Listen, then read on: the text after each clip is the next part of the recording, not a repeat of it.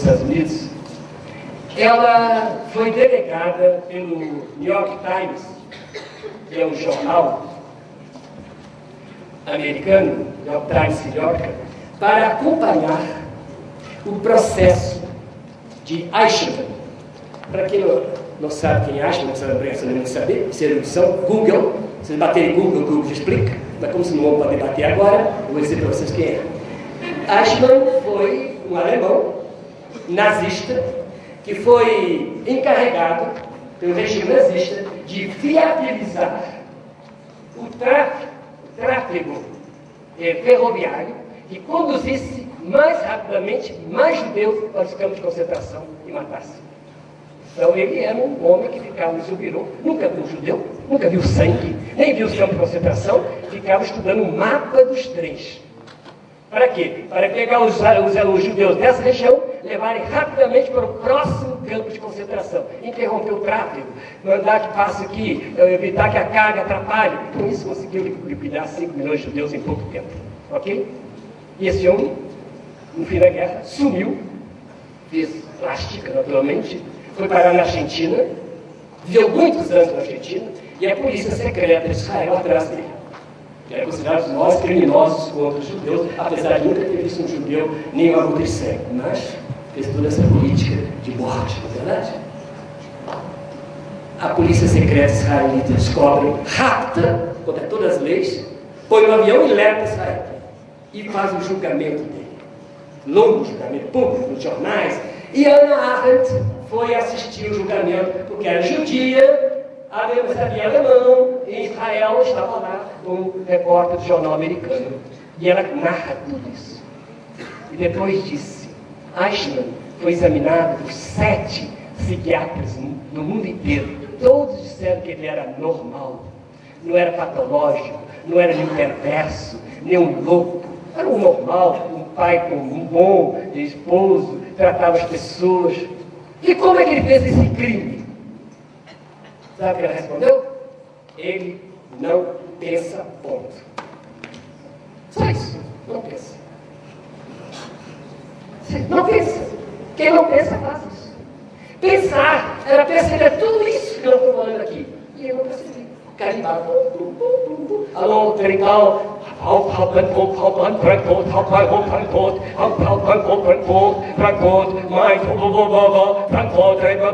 Dança as horas todas. Não precisa pensar em fazer isso, não. Passa a ver, não. Então, pensar é captar as consequências do seu saber, do seu agir, do seu atuar, portanto, perceber aonde atinge essa realidade. Pensar, além de fazer boas perguntas, boas respostas. Pensar também é saber distinguir, como já falei para vocês. Pensar eu acho que, sobretudo, ter um momento de uma espécie de silêncio da cabeça. Vou explicar um pouquinho isso. Sem aquela tal da célula, sem um mínimozinho de disciplina intelectual nos silêncio. Agora vem um grande conceito que nós tivemos hoje. Nós só seremos um intelectual, gente, uma pessoa que pensa, se nós tivermos no nosso mapa de cada dia lugares de silêncio para pensar.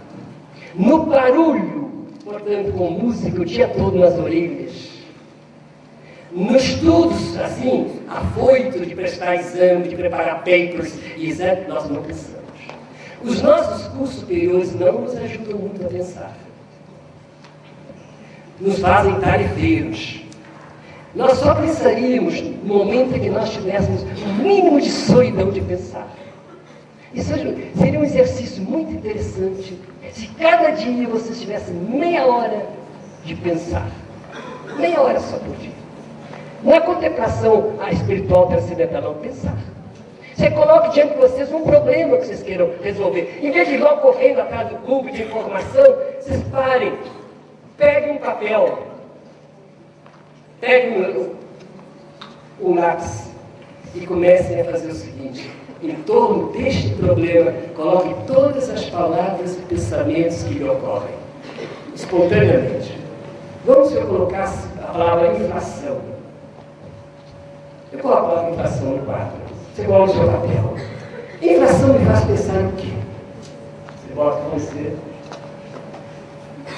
Injustiça social, perda de salário. Vai escrever, vai escrever, vai escrever. Todas as palavras que lhe vieram à cabeça. Deixe esse mapa, olhe para o mapa, estruture o mapa. Aí você pensa. Aí você pensa. No momento que você for capaz de perceber o fio condutor que estrutura e organiza todas aquelas palavras, você pensou. Até isso você não pensou. Até isso você teve ideias, mas não pensou. Então, pensar é conseguir estruturar uma série de palavras, de conceitos, de tal maneira que nasce uma espécie de arquitetura. É como se esse prédio, as portas tivessem jogado no chão, as cadeiras todas. Não, o arquiteto não pensou, você diria. E tem que colocar a porta aqui, as cadeiras aqui, o palco aqui. Colocou em ordem. Ora, o que nós vemos fisicamente ajuda a pensar. E eu dou duas sugestões bem práticas para ajudar a pensar. Vamos dizer que numa aula de português, um professor desse o tema amizade que vocês falarem. Façam um trabalho sobre amizade. O que é você pensar? Escolha uma metáfora. Escolha uma metáfora. Vamos dizer que eu escolho a metáfora da árvore. Ok? Eu ponho árvore, amizade. Olha como a árvore vai me ajudar a pensar. A árvore tem o quê? Raiz. Qual a raiz da amizade? A árvore tem tronco. Qual é o tronco da amizade? A árvore tem seiva. Qual a seiva da amizade? A árvore tem ramificação. Quais são as ramificações da amizade? A árvore tem estações. Inverno, verão. Qual é o inverno da amizade? Qual é o verão da amizade? Qual é o outono da amizade? Olha que coisa linda. Você presta atenção no outono da amizade, quando você já está um pouco mais velho, vai visitar sua amiga, muitos anos, outono, ou aí você ainda está na primavera da amizade, jovem ainda, ou já está no inverno da amizade. A metáfora ajuda a pensar, gente. Pega esse sistema. Um aluno chegou para mim, professor, pode cair no vestibular a doença de Parkinson. E o senhor diz para mim, menina, disse para ela, menina, não vai entrar na biologia dos Parkinson, se treine muito, não. Vamos fazer uma metáfora. Imagine que você vai acolher um parkinsoniano na sua casa. O que vai acontecer na sua casa? Vai ter que mudar isso, mudar a cadeira, você faz aquilo, chega uma enfermeira, você começa a criar uma situação original. Aí você cria uma coisa. O Parkinson mudou minha vida, porque eu comecei a olhar, percebi que também eu tive um Parkinsonzinho. O meu não é físico, o meu é afetivo, o meu coração também treme, o meu coração está doente. Aí você começa a fazer metáforas. Isso é pensar. Pensar é romper a superfície. Romper o óbvio, o imediato. Pensar em ir mais longe. E o símbolo é que nos ajuda mais. Um grande pensador francês, um dos maiores filósofos franceses, Paul Ricoeur, ele tem essa frase famosa: Les symboles donnent à penser. O símbolo nos leva a pensar. A imagem nos leva a pensar. O conceito não. Eu digo cadeira é cadeira. Eu digo cadeira é cadeira. E acabou o assunto. Traga minha cadeira. Pois não. Eu pedi ao rapaz que pusesse esse púlpito aí, esse ambão aqui na frente. Ambão é ambão. É conceito.